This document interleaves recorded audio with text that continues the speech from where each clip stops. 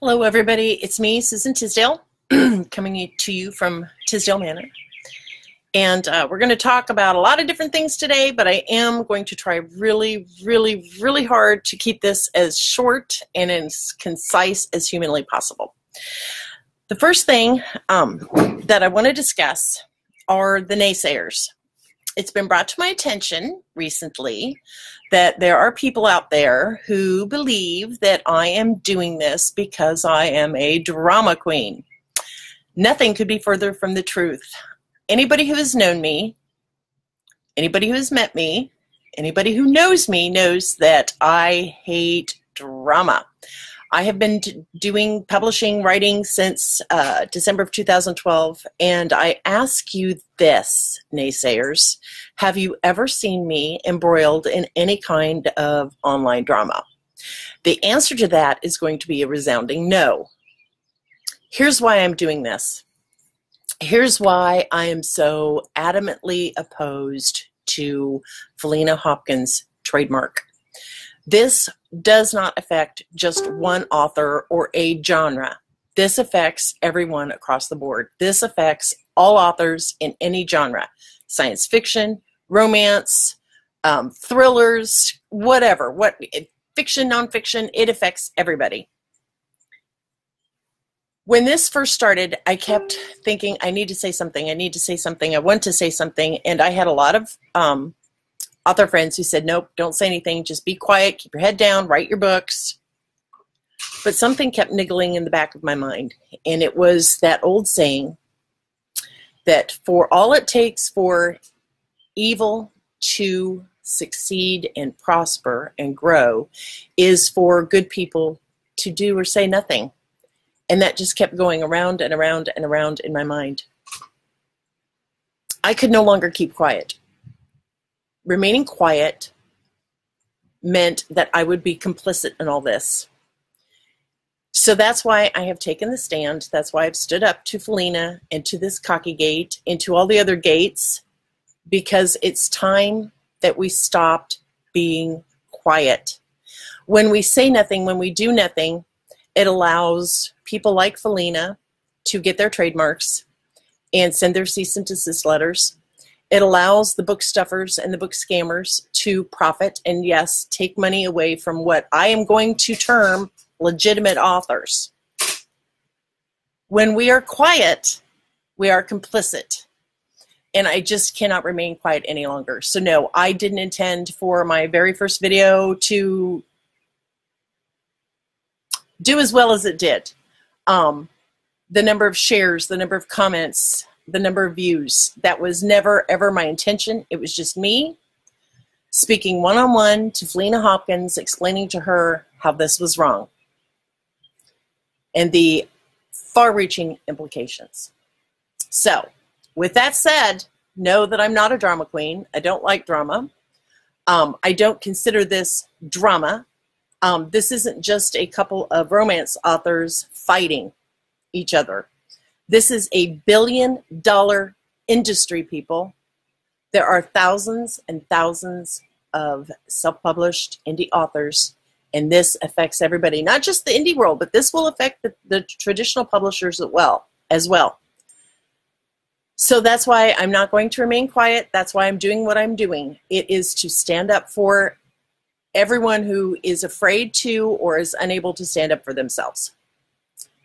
So, with that said, let's move on to the book stuffers, book scammers, and the Get Loud campaign.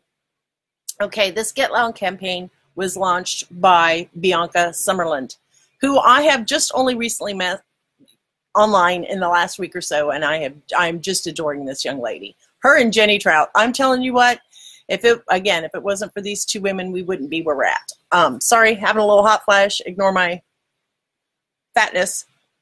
Anyway, book stuffers. What is a book stuffer? A book stuffer is someone who has a book on Amazon, and at the very beginning of the book is one book. Okay? It's got one book on the cover that is mentioned. Only one book is mentioned on that cover. And in the blurb and in the description, yada yada.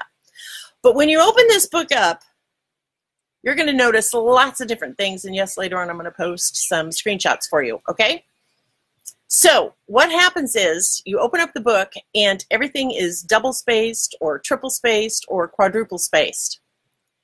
That's a no-no. That's against Amazon's KENCP terms of service. I'm still trying to find where it's actually written out that you can't double space. I've got people working on it, but it's there. Trust me, I know it's there. So they not only are they double spacing and sometimes quadruple spacing between paragraphs, they're doing it between scene breaks as well. So what does that mean? And then you will notice in the table of contents all this bonus content, okay? So the cover of the book at Amazon, these are just in KU, Kindle Unlimited. That's the subscription service that people pay like $9.95 or $9.99 a month to be a member, and you get to read all these books that are in the Kindle Unlimited program for free, basically. So in the table of contents, you will find bonus content. Now, I've got no problem with bonus content. I put bonus content in my books all the time, but it is always just one bonus content, and it is always just the prologue to the next book in the series. That's it. It ends there, okay? It makes up a fraction of the entire length of the book. But what these book stuffers are doing is they're adding 2, 3, 5, 10 extra books in addition to the book that is mentioned on the cover. Well, why is that bad? Why does that matter? Well, here's why it matters. It goes against all of Amazon's terms of service rules. When you are an author and you are in the Kindle Unlimited program, your book is only available at Amazon. It can't be available anywhere else. When you have your books in the Kindle Unlimited program, you are paid per page read. Okay, that's very important. The author gets paid for every page the reader reads. Okay? So what they have done is they put all this extra bonus content into this book. So this book that should only be 100 pages long, maybe 150, maybe 200, generously 200, is now 3,000 pages long. Okay? So you've read the first book, the one that's listed. You're done. You want to go leave your review. Well, you've got all this other bonus content. Well, maybe you don't want to read it. You're a little bit confused. What the hell is up with this? So you flip to the end of the book, or you use your slider bar to go to the end of the book so that you can leave a review. You have that stuffer, scammer, whatever you want to call it, has just earned money for 3,000 pages read. Let that sink in for a minute while I have a sip of coffee. So yes, it was a 150-page book that was stuffed to where it's 3,000 pages long. It was double-spaced, triple-spaced, quadruple-spaced, between paragraphs, between scenes, between chapters. It's 3,000 pages long, okay? So now you've got legitimate authors who are in the Kindle Unlimited program. And I'm going to use Catherine Levesque as an example because we all know she's an upstanding citizen of the community. When you have this book stuffer who's just had 3,000 pages read, it interferes and adjusts Amazon's algorithms, okay? So someone who has had 3,000 pages read in one book, that's not a legitimate book, it's a stuffed book, is sitting next to Catherine Levesque, whose book might be 400, 500, 600 pages long, because we all know she writes really, really big books, okay? The book stuffer gets shot up in the algorithms because they've had 3,000 pages read, as opposed to Catherine's 600 pages, okay? Algorithms are very important at Amazon. The more pages read, the higher and better your visibility, okay?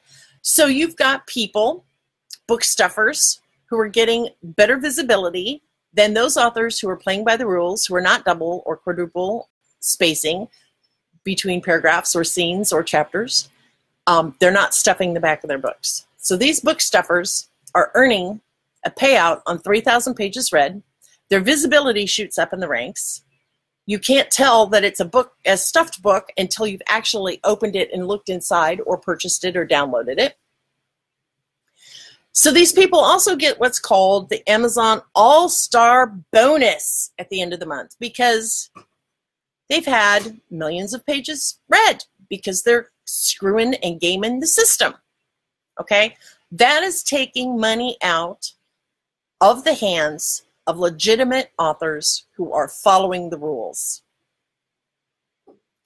So another thing that these book stuffers and book scammers are doing, it's called Tiffany Gate. You've got an author whose name is Chance Carter, and I've only recently discovered this on Twitter. I'm becoming quite prolific at Twitter these past couple weeks, who, in exchange for you purchasing the book and leaving a review, your name went into a drawing, or you were given, not even a drawing, you were given Tiffany diamonds. Yeah, from the big Tiffany jewelry store, you were given diamonds. I kid you not. That is against Amazon's terms of service as well. You cannot buy a review. You cannot tell someone, okay, you're going to get entered in this contest if you purchase my book and leave a review. It's against the rules. Can't do it. It's a big no-no. Yes, I'm going to, yes, Lorianne, I've got that. So another thing that that you shouldn't do, I haven't figured out yet. I've got to talk to my KDP rep on Monday. But another thing that you shouldn't do is ask your readers to both download the book in Kindle Unlimited and purchase it. It's called double dipping. I'm not sure yet if it's against Amazon's terms of service, but it's unethical as hell. You can't do that. Why would any author, any legitimate, good, decent human being say, okay, I need you to download this in Kindle Unlimited. You don't even have to read it. Just swipe to the end of the book. I get paid for whatever pages are in there, but then I need you to go purchase the book. Okay, so that it's a verified purchase and you can leave a review. Think about that one for a minute. You're asking your readers to buy twice. You're asking your readers to game the system.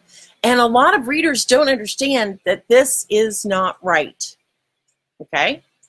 So I'm not blaming readers. Readers are freaking fabulous. We need our readers. We need our audio listeners. We need you all, because if it wasn't for all of you, we wouldn't be here. Okay? So I am not laying any blame on any readers, because you might not understand how the system works. But if any author, I don't care who they are, asks you to not only download the book in KU and don't read it, you don't have to read it in KU, just flip to the end so I get paid, and then go buy the book so that and then leave your review, that ain't right, folks. That's just not right. And I would ask you to ask your author for an explanation of why they're behaving that way. Oh, Lisa Gromley says, screw the house, or screw the diamonds, I want a house. I love you, Lisa. So, book stuffers / book scammers game the system. So Amazon announced a day or two ago new rules to their terms of service. Well, I'm pretty sure this isn't a new rule. It's just that they're going to start enforcing it. Now, you are limited to the amount of bonus content at the end of your book, okay, at the back of your book, to 10%, okay, at or around. If you come in at 11 or 12, I'm sure they're not going to shut you down. So 10%, no more than 10% of your book. Now, when I say book, that's the one that is listed at Amazon, and the cover says, for instance, Ian's Rose. Okay? You cannot have any content in addition to that book of more than 10%. There is an author, I'm going to have to find this text message that was sent to me. Oop, I can't do it in this system. There was an author who has decided, I think her name is Tia something, has already figured out a way to game the system. So instead of changing her cover and listing all the books that are inside, because that's the rule, you've got to list every book that's inside. Bonus content can't be a full-length book, okay? It could be a blurb. It could be the book description to the next book. It could be the prologue, the first chapter to another book. That's okay. I do that all the time. No problem with that. So what she's doing, this Tia, whatever her name is, has changed her description only at Amazon. And she has just added a couple little words next to the title. And it's called a compilation, however you all pronounce it wherever you're at. How underhanded can a person get? I don't know. I'm learning they can get really underhanded. So it will say in parentheses after the title and the book description at Amazon that this is a compilation of romance stories. It's still a stuffed book, and it's still wrong, and it's still against Amazon's terms of service. But she was being snarky about it, saying we're all haters and we're all jealous of her success. I swear I get so sick and tired of hearing that. I'm not jealous of anyone's success. I build up my author friends all the time. I share their book links. I love these women, but they're honest, legitimate authors, okay? They take a lot of time to write their books. They fret over them. They worry over them. They want to make sure that they are giving their readers the best experience that they can possibly give them. These book stuffers are publishing a new book every 2 weeks, every 6 weeks. And there's who knows how long the actual damn book is because of all the stuffing that's going on. What they're doing, and this is just my guess, I don't have any actual proof, but again, I'm not stupid. It doesn't take any great mental intellect to figure some things out. But I think they're using writer mills, and that's where they go to a place, for instance, like Fiverr, and someone has written a short story, let's say it's 20,000 words long or 30,000 words long. They buy that book from them, put their own name on it, and stick it to the back of the book.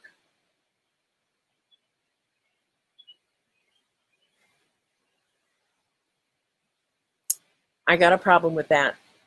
I just do. Morally, it's an ethical. I couldn't take someone else's work. I won't use a ghostwriter. I just won't. Because the voice changes. I don't care who you are. That voice is not going to be yours. And that's a complaint I'm hearing from readers. You know, I got this book, and 32% of it was the actual story, and it was really good. But at the end, there was all this other crap, and it just didn't sound like the author I bought. So I don't know why it's in there. Another thing these book stuffers are doing are they're putting out multiple books just like that. So you have in book 1 stories A, B, C, D, E, F, okay? And then in book 2 it's stories B, A, C, D, E, F. And in book 3 it's stories C, A, B, C, D, F, or whatever. So you're getting the same 5, 10 stories in 5 to 10 different books. And that's just wrong. That's just wrong. I got no problem with authors putting together book bundles with other authors. I do that. I've done that in the past. Used to do it all the time. Not so much anymore because it's my understanding that readers aren't as thrilled with them as they used to be, and that's okay. But this is scamming the system, and it's gaming the system. So whenever you see me do a post that has Get Loud in it, the hashtag Get Loud, it's me saying, okay, here's another one trying to game the system. Here's another scammer. Catherine Levesque brought this up last night where they're also category hopping. So let's say this is a book that was written in Regency England. Okay, this is a definite Regency book. You've got your lords, your ladies, your rakes, blah, blah, blah. It belongs in the Regency categories. Where it does not belong is in the ancient world, It does not belong in Scottish historical. It doesn't belong in a contemporary series. It doesn't belong anywhere but Regency. But these people aren't doing that. They are going in and manipulating their metadata at the back end where we upload our books. We get to put in certain keywords. Well, if you add a keyword, chances are it's going to show up in that category. So let's say I'm just going to use Ian's Rose, for example.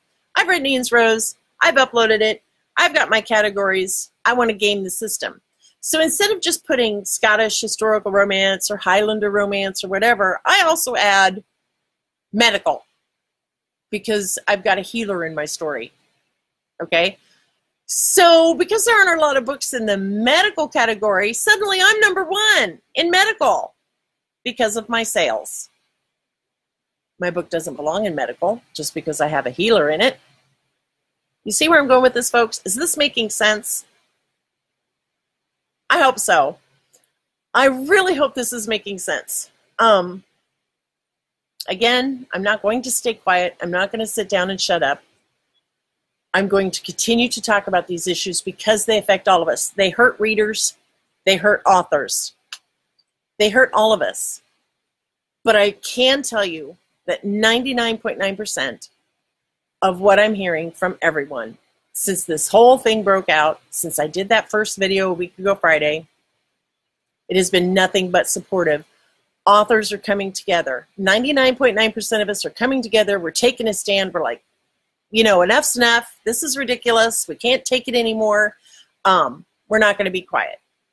There are a handful that are accusing us of just being hate mongers, picking on Felina, picking on anybody who wants a trademark. No. You want a trademark, that's fine. Go for it. But for the love of God, people, when you go for that trademark, make sure it's something unique and specific. Don't trademark one word. Don't trademark something that is so generic that it's going to cause problems. For instance, Forever, Shifter World. You shouldn't try to trademark the word love or Scottish or knight or vampire or witches.